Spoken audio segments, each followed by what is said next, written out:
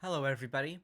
Today we are talking about Rise of the Banners. Rise of the Banners is a 2-cost warrior ability that is coming out soon in Recon Rebirth.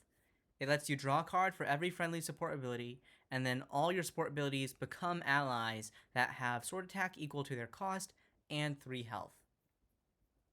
Now, this is a very interesting card because normally support abilities, they are just abilities that sit on your board and they don't do much other than their effects. But this actually lets you convert your support abilities into both card advantage and also bodies on the board. Now, you could want bodies on the board for many different things. Maybe overwhelm, or that deals damage to your opponent equal to the number of allies you control. Or maybe you want to buff them up with an effect like Tala, or just in general having more bodies on the board that can be buffed up, maybe with cards like the Last Harvest. Those would all be reasons why you might want a lot of allies. Now, um, the other thing about this card is that it supports a warrior synergy that is in the game but hasn't seen that much success, and that's just in general the whole entire support ability genre. Now, support abilities are quite good, but um, honestly, support abilities are probably out of all the categories in the game between items and allies. Support abilities have the fewest powerful cards in it. A lot of support abilities are kind of very tech choices, which means that you might bring it to counter a strategy, but you wouldn't ever use it as a main strategy. And so Rise of the Banners might be a shift in that support abilities might become more of a main strategy, something that you build your deck around.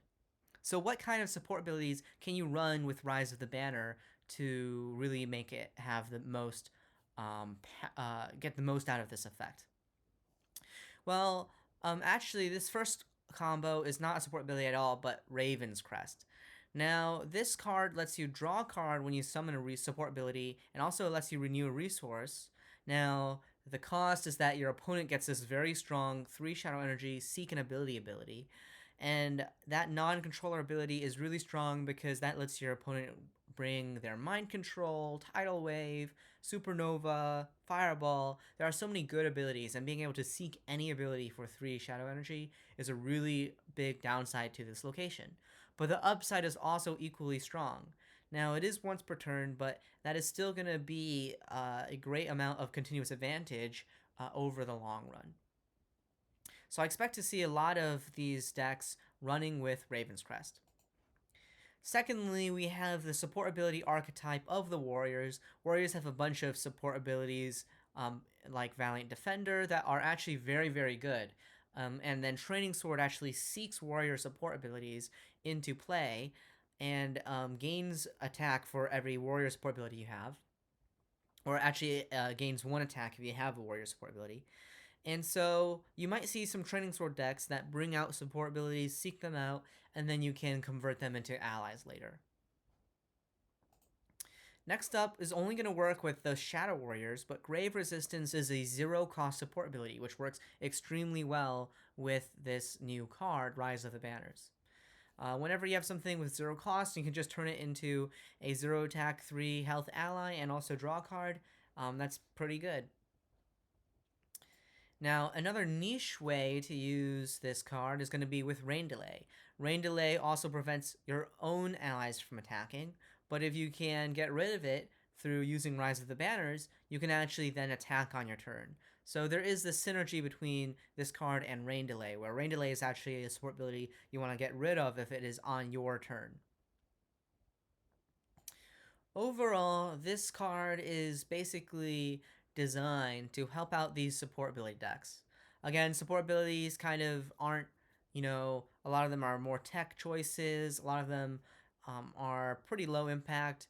There aren't that many super strong support abilities in the game, and so Rise of the Banners is a nice way to maybe make a support ability archetype more viable.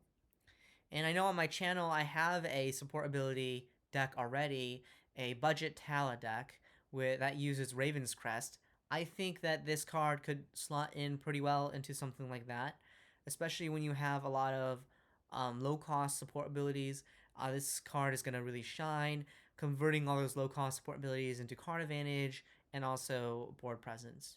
So I'm really excited to see where this goes, especially since you have a totally new kind of style of playing support abilities with this card. And I think there is a lot of room for creativity with this card. So, anyway, that's what I think about this card. What do you think? Leave a comment below. What heroes do you think might love this card? Do you like this card, and what decks do you want to play Rise of the Banners in? Anyway, thanks for watching, and see you next time.